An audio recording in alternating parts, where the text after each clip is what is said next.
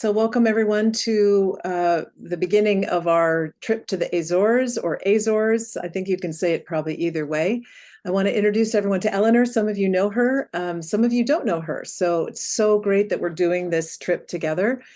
And last summer when I was visiting Eleanor and Steve in the south of France, we started talking about travel and started talking about the Azores because Eleanor's been there. And we just dreamt up taking a group and going whaling and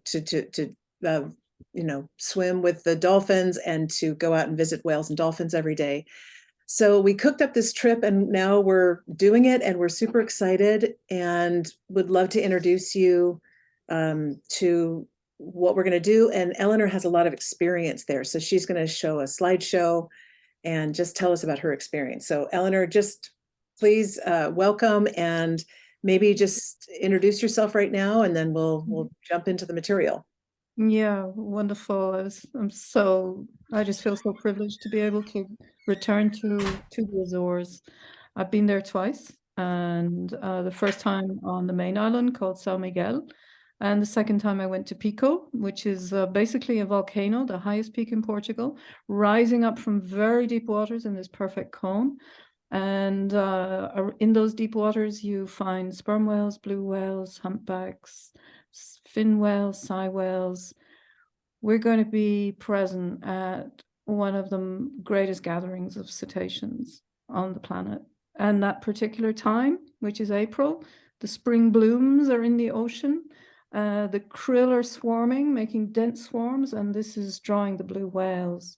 So it's an immense privilege to be there at that time among these beings who have inhabited the ocean for tens of millions of years and been holding the consciousness of the ocean through that time. Whales, I can truly say that my life changed the first time that I heard and I felt the resonance of the breathing of the whale. And I was among grey whales, which any of you living on the west coast I'm sure are familiar with the grey whales because they migrate very close to the shore. They are, because they feed on the bottom, right? Actually down on the relatively shallow water. And I was up in their feeding grounds, which are up in the Arctic Ocean. And I was actually in a skin boat, which is a traditional Eskimo form of travel. And the whale surfaced right alongside our skin boat and gave this great breath. And it just shook me inside. And it's a feeling of awakening, that's awakening to the presence of this deep ancient being who's who is also not only oceanic, but also cosmic in ways that you can only experience for yourselves. So from that first moment, I've traveled extensively with whales in Baja California, which are the breeding and birthing and mating grounds of the gray whales. Been there several times and had been invited by these whales to really enter the field of awareness that they're holding in the most moving way. And then the Azores several times, as I've said. So we're going to see some images of that, and I'm going to tell you a little bit about who we're going to meet. And yeah. Great. There. Thank you so much. All right. So we'll get back to you in a moment. What I'd like to do is I'm going to share my screen and just to take a look at like where the Azores are and what we're going to experience. So let me do that.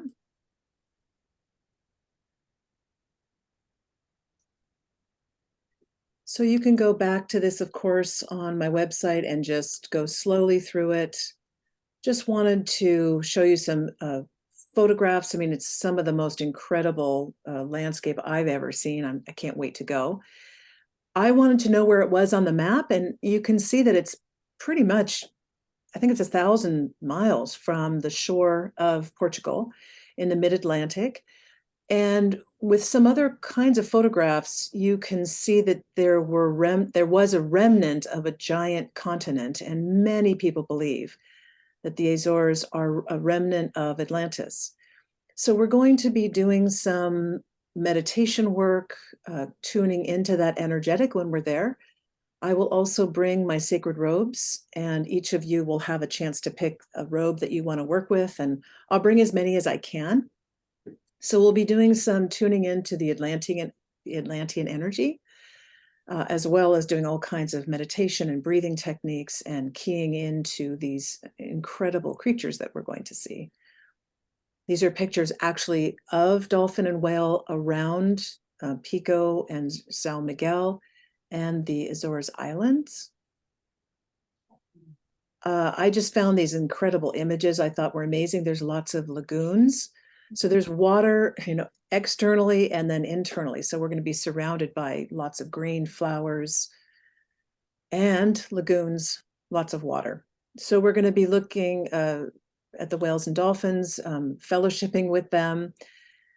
And there's some opportunities for pampering. There's a couple of spas that we'll be staying at. So, you can get some spa treatments, a massage, lots of hot springs. So the itinerary, this is the outline of what we're going to be doing.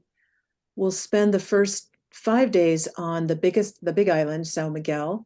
We'll be doing whale watching, and there's some optional excursions we'll be doing. So we'll go out onto the boats in the mornings, and then we'll have the afternoons to do yoga and meditation and just being together, having time on your own. And then we'll go the last 5 days on Pico, which Eleanor mentioned is a volcanic island. We'll be doing the same thing, going out whale watching and dolphin watching in the mornings. And there will be an opportunity to swim with dolphins and or manta rays.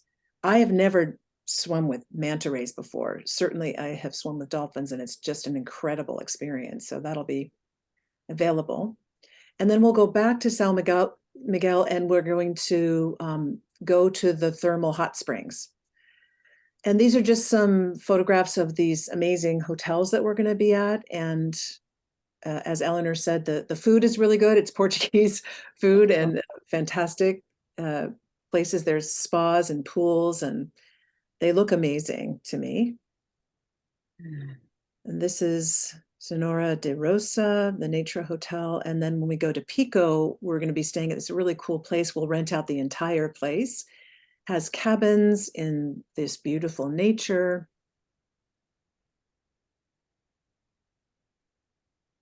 Mm-hmm. And then going back to the Highlands to this place called Octant Furnas Hotel and Spa, and it's surrounded. And Eleanor, you've stayed here before, and it was bliss. It's not an exaggeration. So it was bliss. And then there are hot springs all around, and we're going to be walking through the hot springs. We're going to be able to swim. I think you said some were too hot to swim in, but some are perfect to swim in. Yeah. So we'll have opportunities to go in nature. It just looks amazing to me. So there'll be opportunities for us to take an excursion around each of the islands. There's apparently amazing wine tasting on Pico. Extraordinary wine growing from the volcano. It's unique, really is. Yeah. And then I just grabbed some pictures of these different lagoons that we'll be seeing. And then I listed at the bottom here a couple of videos and also some YouTube clips of different whale song, which I am just fascinated with. So there's humpback whale, blue whale, sperm whale, and then dolphin song. So there are going to be many opportunities for us to not only have fun, but also to be just immersing ourselves with the energetics of the whales and dolphins. So Eleanor has a beautiful slideshow that she wanted to share. So Eleanor, can you grab the screen? Yeah, there we go.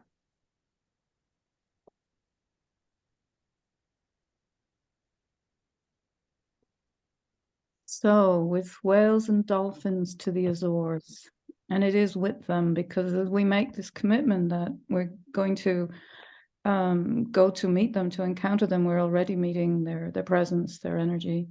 And this is the photograph of the eye of a sperm whale, also known as the cachalot, a name I prefer because the term sperm whale actually comes from the whaling industry, when these whales were taken for the very fine oil that they have in their heads. And just take a moment to look into that gaze. This is a being who lives between the surface waters and the deep ocean, 2 kilometers down, which is where they find most of their food. So they move up and down between the light-filled waters of the surface and the very deep, dark ocean where only sound can be their guide. And they have a remarkable, an absolutely extraordinarily developed sense of sound through their hearing, through the way that they use sound for sonar. In other words, to actually see. They see through their sonar, sending out these very rapid clicks. And also in the development of a very sophisticated language, which is how they communicate with each other. So I started with this image because sperm whales are found all through the year around the Azores. So we're going to see them when they come to the surface, and we're going to learn something about their family lives, their social lives, their personal lives. And just to situate ourselves, as Megan was saying, here we have the group of the islands, and this one here is São Miguel. This is the main island here, and this is Pico.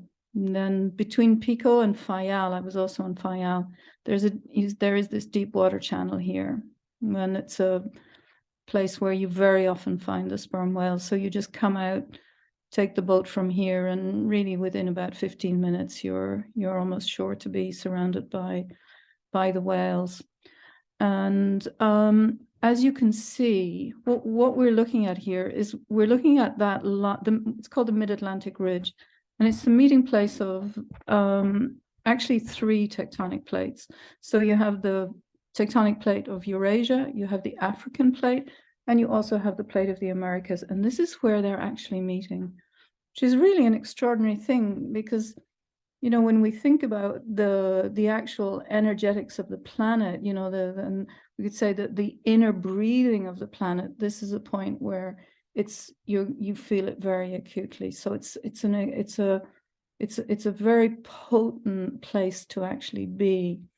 And it is an underwater world as well. What we see on the surface in terms of the islands, as you go down, you find an underwater world of mountains and other islands that do not reach the surface. And that is really the place where the sperm whales go. It's their world beneath the surface.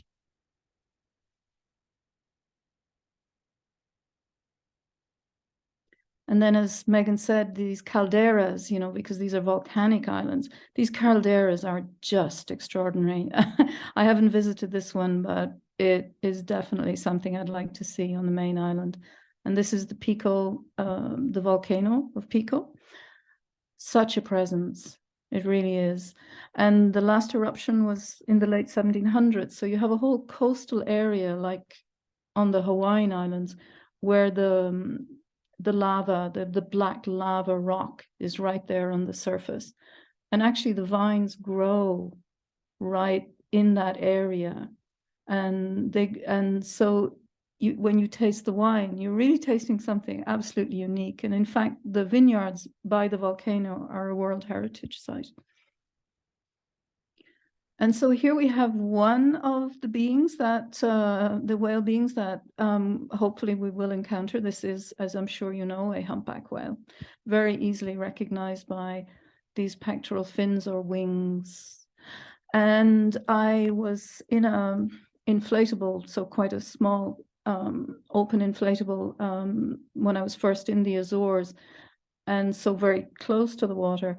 And I saw the humpback come, you know, you could just see it was coming right towards us, and then it turned over, spread out the pectoral wings, and then just came right underneath the inflatable. And as the humpback came underneath the inflatable, I felt like there was a beam. I didn't feel like it. I felt the beam of the whale's attention and interest actually just like passing through my own body. and it was like a feeling like a wave of sunlight. It was utterly benign. It was an interest and a curiosity that had nothing aggressive about it at all, just this benign, kindly interest. It was really very beautiful. And this is a group of sperm whales. So the first whale that we saw with that beautiful gaze, the sperm whale, here we have them in their community. And so these are whales that really live in families. They live in families of mothers, aunts, sisters, female families. And in their social structure, they are almost the same as elephants in that the females will bond and stay together their entire lives. They'll move together, they'll feed together. And when the males reach adolescence, then they will go and join other young males, and they'll go on long distance journeys to higher latitudes.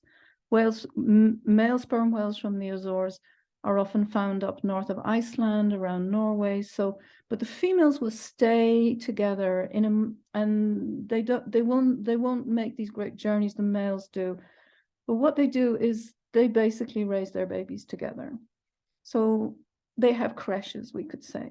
They run the equivalent of a cetacean creche for their little ones.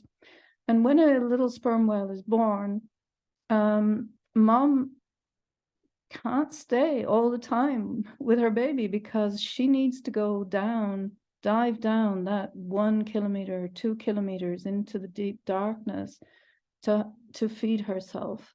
And so the baby stays at the surface and is cared for by all the other members of the family, of the pod. And for the next 4 to 5 or 6 years, that little sperm whale will be growing up in this extended family. And it will be learning how to be a sperm whale. It will be learning its language. It will be learning what it means to communicate with each other. And the sperm whale scientist that I spoke to told me that sperm whale click language, the rhythms are so exact and precise that it takes the baby 5 years to master them. At first, like our toddlers, they just babble. So there's a lot of education going on in these groups. A lot of learning and an enormous amount of love and companionship. I can't exaggerate this too much.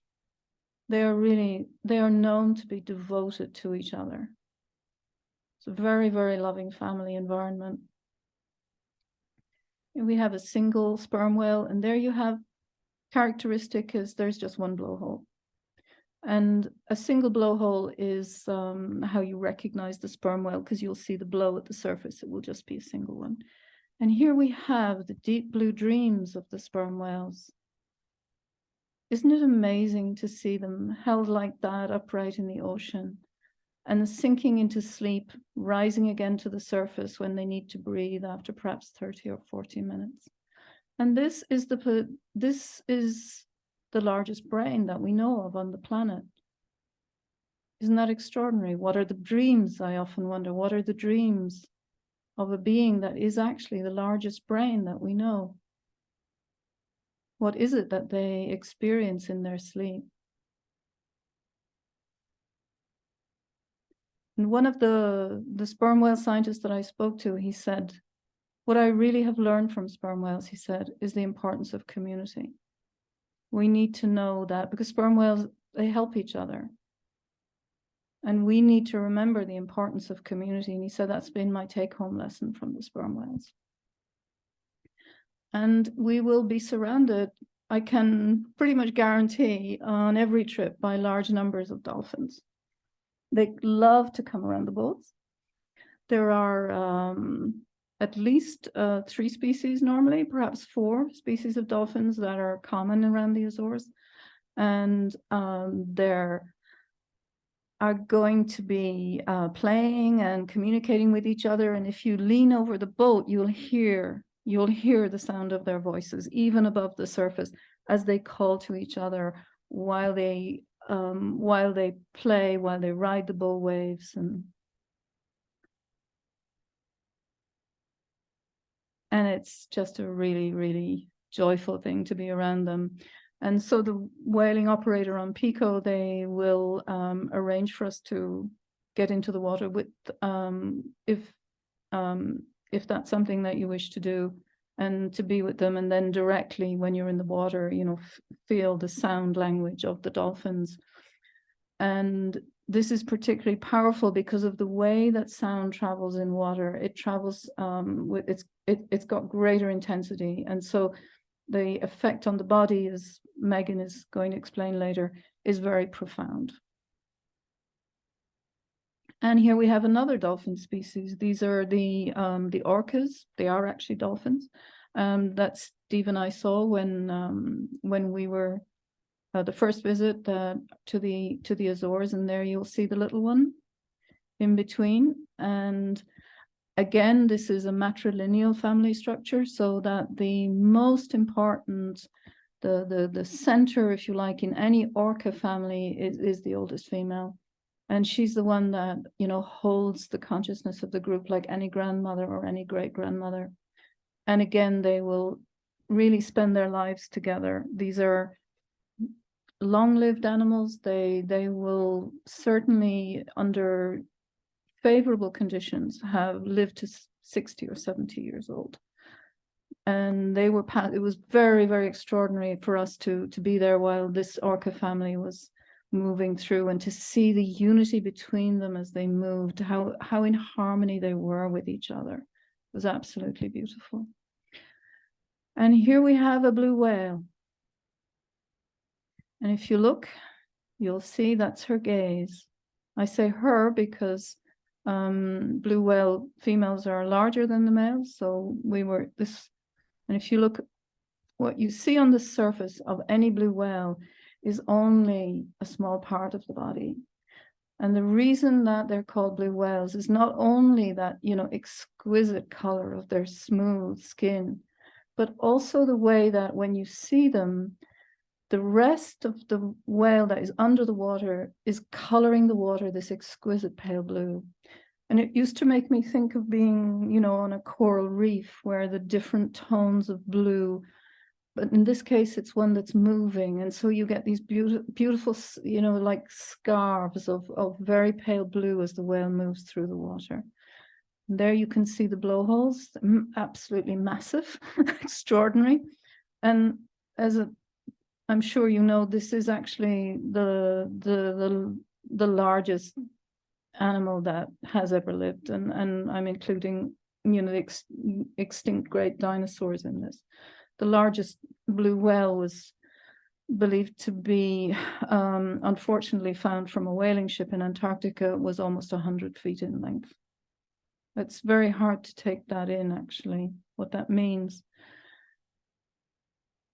But this great creature, I'm going to show you, I'm going to go in on that gaze in a moment, because what we realized afterwards is that she was surfacing around the boat and she was looking straight at us. She was, you know, she was giving us her attention, and it was only in the photograph that we realized that feeling that we had came because she was focusing on us. And the breathing of the blue whale, what can I say? It's a great wind that comes from the depths of the sea. You can see it rising 2-3 kilometers away if you have binoculars. And you hear this great pulse, and it just, like I said, it just shakes something awake inside you. And it's an extraordinary beauty that you see in her eyes. And one of the things that always, I think, touches me very deeply with you know, all cetaceans is how different their lives are to ours. And yet we have this common sense. We have an ability to actually commune with each other. You know, I look into those eyes and I see immediately a fellow sentient, conscious presence who travels thousands of miles through the oceans.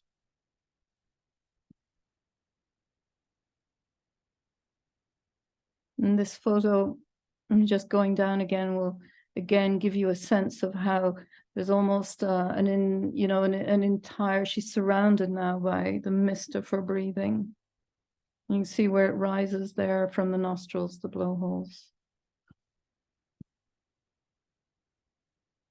And these are all Steve's photos. And I think this gives you a little sense of the width and the bulk of her body. And again, look how impressive that is. So when she comes to the surface, she'll breathe for 5, 6, maybe 7 times to oxygenate all her muscles before diving down again. And so as I said, April, May is really the time when these great blue whales come into the other waters around the Azores. And they do that because if you are, and then this is Steve's very good photo of the blue whale tail. He was very pleased with this. and that amazingly extraordinary curve. As the whale gets ready to dive, then you'll see that this intensifies the curve in the tail, and then it comes up out of the water, and then this muscular just straight down to where there is going to be a sufficiently large and dense patch of krill for it to eat. And so this is how they feed, is that they need, here you can see this is a mating swarm of krill. So they're multiplying very, very rapidly.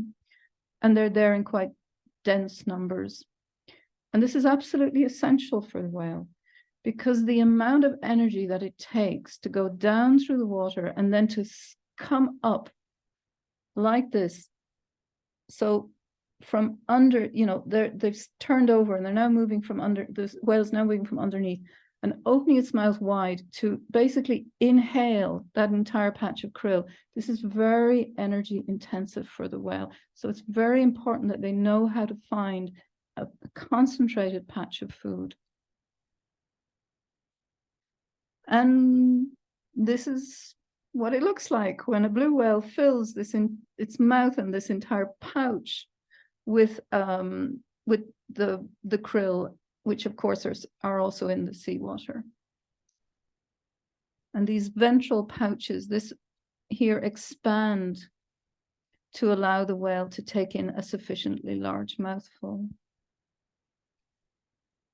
And there you can see the little krill, just the ones that didn't actually get picked up. And then what the whale does is they don't have teeth.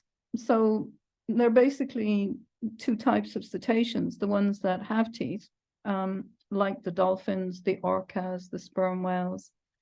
And then you have these other whales. They're called mysticetes, and they're the ones that instead of teeth, they have these what's called baleen. And it's a fibrous curtain inside the mouth that works like a filter. And what this whale now is going to do is push its tongue right against the baleen and press out the seawater and then eat the krill. So it's actually a very efficient way of feeding. And I'm sorry, just go back to that for one moment, because one of the most extraordinary things, we're going to talk about sound, Megan is going to talk about sound. One of the most extraordinary things about blue whales for me is they use very deep, slow, it's far below the range of human hearing for their calls and their rhythmic patterns of their songs.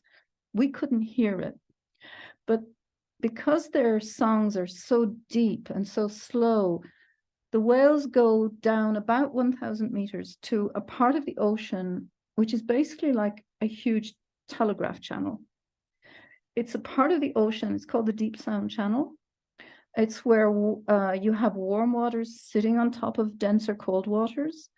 And there they send their voices out so effectively that blue whales can hear each other across 1,000 miles of ocean.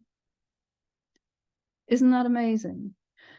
And so what that means is that as a community, they're informing each other of how they're traveling, where they're finding food, what's happening in the oceans. They're in an extended acoustic community where they're staying in touch with each other through their sounds and their songs. It's just magic. It really is. And that absolutely fascinated me, that the voices of blue whales are traversing the ocean at such ranges and such depths that they can hear each other. And then they'll know when to travel and where to go.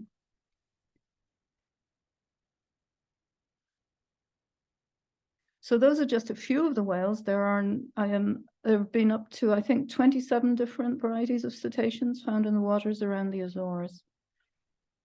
And here we come to the highlands of the main island, São Miguel. Very, very beautiful, as Megan was saying, absolutely beautiful. And this is the area called Furnace, where we're going to stay in this, I say, dreamy hotel. And it's surrounded by these thermal pools and these steam vents. And one of the things that struck me is, that when you're close to the whales and there's this great breathing, and it's the breathing of the ocean. And then when you come here, it's the breathing of the earth, of the deep earth, and the steam that comes out has this amazing smell, because it's got that quality of the deep earth heat to it. And it's profoundly just refreshing and uplifting. And one of the things that I like to do was would actually practice my yoga right next to the vents. And so that, your body is actually able to feel that earth presence, ocean presence, whale presence all at once.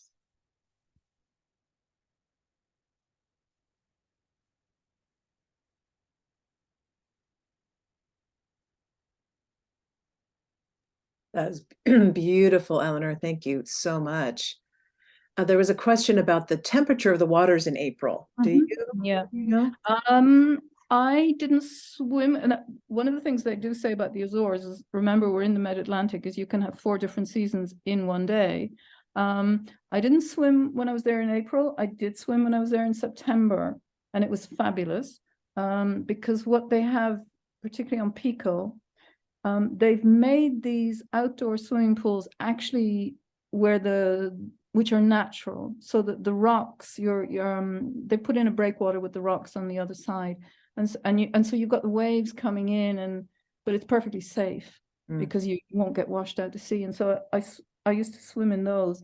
I would imagine that on Pico, I'll check, but I think as long as you're quite, brave, it will be fine. I think so. And certainly in September, and it was September, I think I was there around the 20th. So I think, yeah. And it was fabulous swimming conditions to be in this surrounded by this volcanic rock in the water, with these waves coming in, and just enjoy it without worrying about being swept away, Yeah. I certainly do. Yeah. Well, we'll find that out as well, just what the temperature will be. Yeah. Thank you so much. It's really nice to begin to immerse in what is in store for us. I know for me, I've started to watch some videos and took a whole class on from different whale experts and dolphin experts. And what I'm learning, and would encourage you all to just learn a little bit more about how the whales and dolphins are setting the songs or the sounds and the vibrations into our seas.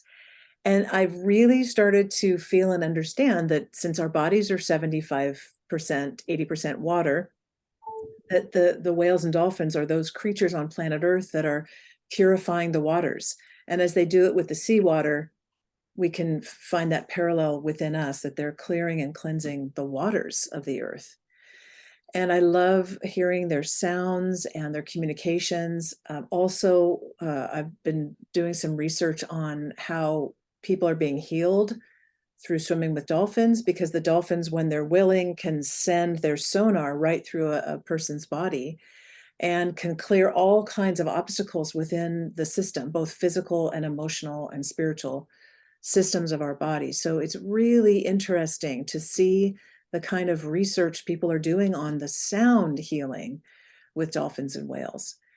So I wanted to do a very, very quick meditation for us, just to start to tune in to the possibilities of how we can clear the waters and come into the whale and dolphin sounds and songs.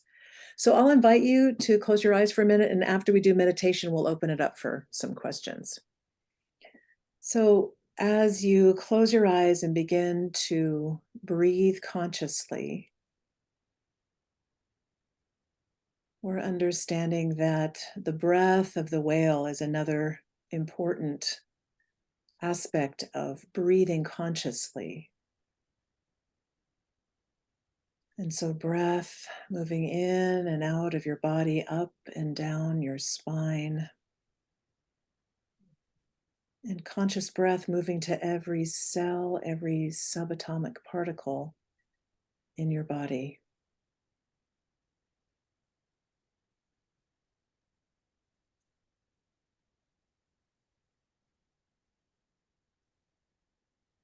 And become aware of the waters of your body, the blood flowing through your veins and arteries, the salt water bathing almost all of your body, in between cells and the tissues, a great tide being pulled through your body.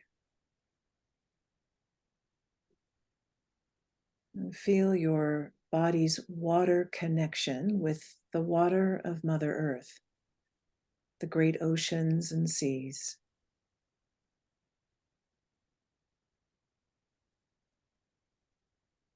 And imagine the beautiful whales and dolphins swimming for thousands and thousands of miles through the great oceans, singing their songs, putting their vibrations into the waters to cleanse and purify the waters,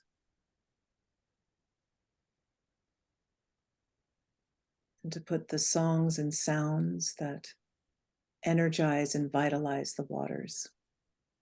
So feel that in your own body.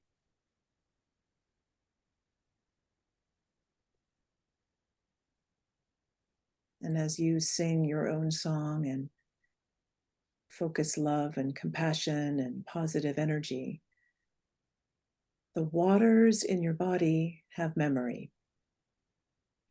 They retain memory and your positive emotions.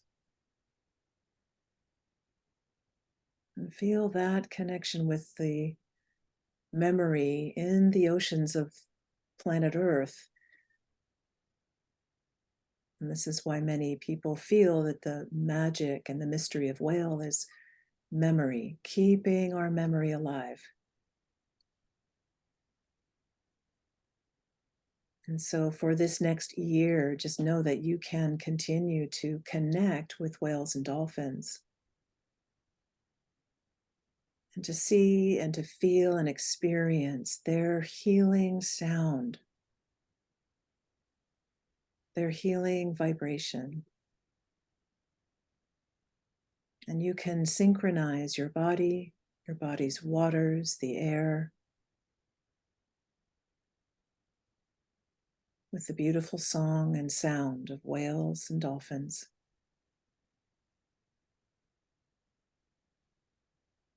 Coming into inner peace and calm, and conscious breath as you connect with these great creatures.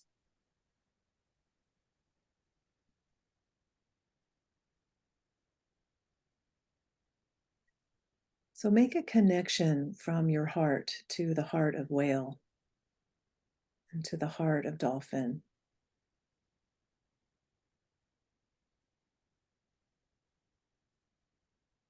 And And feel the exchange and flow of love and consciousness between species as we live in harmony with these beautiful creatures of planet Earth.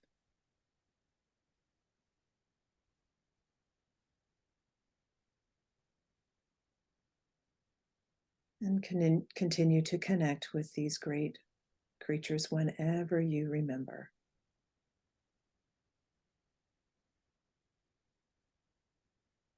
Gently coming back now to your own heart, to your own body.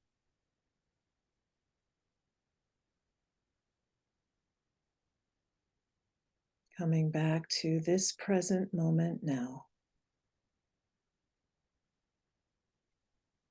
And when you're ready, opening your eyes.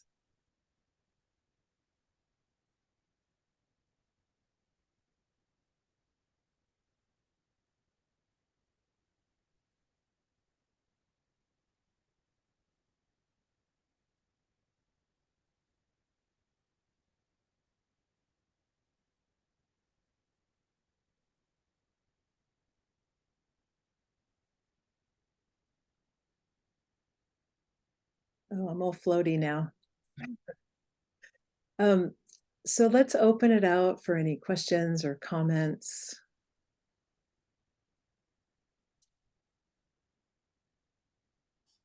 Eleanor, what was the name of the sperm whale again? I'd rather call it by its other name. I got that. The cachalot, it's CACHALOT, and I feel it's really important. As you can imagine, this very fine oil, which is called spermaceti, the name was given by the whalers because when they opened up the head of the whale, then and it met cold air. Well, I can leave you to imagine what made them give that name, and it's very important when I've been teaching these courses on making this connection with is that I've immediately got a sense of there's certain ways we must be really conscious of how we speak and how we name. And for example, I will never ever use the word killer whale ever. It's an orca, and they should never be called that way because it's a human distortion of who they really are. Mm. And so to speak of a cachalot, thank you, Denise. I really appreciate that because I actually make that explicit. Let's be aware, how do we name these beings? The blue whale, when I thought, I almost like, the dappled dawn moon whale, it's just so exquisite. The colors are so beautiful. That blue isn't enough to express how exquisitely beautiful they are when you see the light shining on the damp sides as they come to the surface. So.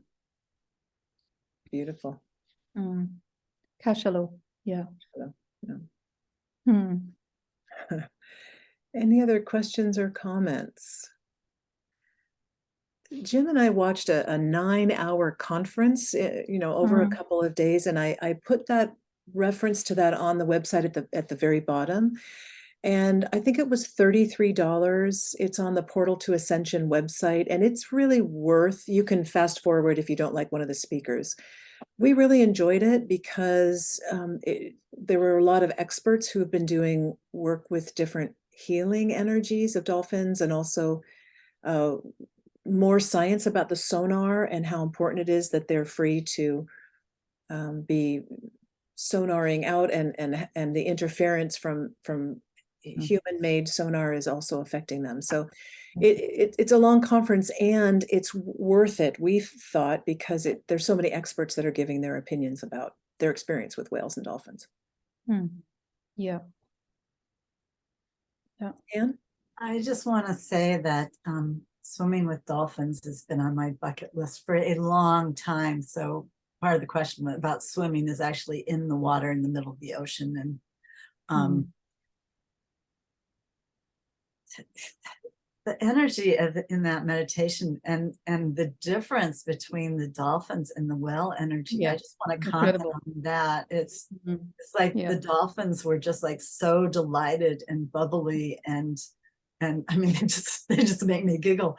And then the whale was that mother or grandmother container Totally. holding that was so Mm. huge and deep. And when you talked about feeling the awareness going through everybody on the boat, that kind of really broad awareness, it has that like huge amount of space in it that is just, I mean, Megan, you were saying floaty. For me, it was swimmy, which is one of my favorite words for when I feel that sense of being so connected, but it's not localized. I can feel my body very intently, but it's also not localized. And there's that sense of it, which is like so, yeah, yummy. And I'm so excited about these Great. possibilities. Yeah, thank you. Yeah, you're absolutely right. And it's extraordinary how different they are. It just it's just to give you an example of, you know, what you've just said, off the Azores there was a young dolphin with basically disabled. I mean, it had a spinal I think it was like there was like a twist in the spine, and it couldn't follow the pod. And this dolphin was adopted by a sperm whale family. Oh my And gosh. and over a period of months, it was found swimming between these sperm whales. And as I've said, this is a female family, and the males are the young ones before they reach puberty. Oh. So they were actually caring for this dolphin, and until perhaps the moment when, it would actually be strong enough to rejoin the pod. And another example of this care is, the sperm whale scientist that I've been in touch with, who works in the Caribbean, actually, with sperm whale families. When one of the young sperm whales was, she got tangled in a fishing net, unfortunately, and for several years she couldn't. She was so entangled, and it's like a drag when they get entangled in this gear. It's a weight, and so there's a big drag on them, and the whole family slowed down, right, for this. I think she was about 7 years old at the time, and she not only could she not swim very fast, she wasn't able to dive enough to feed herself anymore, and so they all started feeding her because they cross-lactate, sperm whales. Cachalot. In some sperm whale cachalot families, they will feed each other's babies. Wow. So not all of them, but some will. And so this little young cachalot, who had tragically become entangled in this way, was cared for by the whole family until she actually freed herself. Wow. And this was just amazing, right? And when I actually found that it had resolved in that way, that she was cared for to the point until she was able to get rid of this stuff herself. Like, wow. Yeah. I'm just so excited to already come into the divine intelligence of these creatures and how much we can learn by being in a relationship with them. So I've already started doing that. I encourage all of us who are going to start connecting and get the wisdom starting now, because that'll prepare us so that when we're actually in their physical presence, we will have connected. So that's something to think about. Yeah. One thing, Megan, I'm pretty sure that you will be given a wetsuit for. Yeah. I will confirm that, but I'm pretty sure you'll be in a wetsuit to go into the water with the dolphins. Yeah, I think so too. Yeah. Yeah. The manta rays, you need a diving qualification, as far as I know, because they're quite a long way down, as far as I know. But I will. There's one particular seamount where there are like thousands of these, Moby manta rays. It's just phenomenal. Yeah. Great. Well, anything else before we close? No? Super excited. Yeah, really excited to be together, to do this work together, to be in the presence of these amazing creatures. Thank you, Eleanor, for all your experience that you're bringing. This is wonderful. Yeah. Okay, so I'm sure we'll have another meeting. It's just this was to get us ready. We have a year to prepare. So great to be together, and I'll just put out more notices when we're going to have another meeting together. Sounds good. All right, blessings, everybody. Thank you. Thank you so much.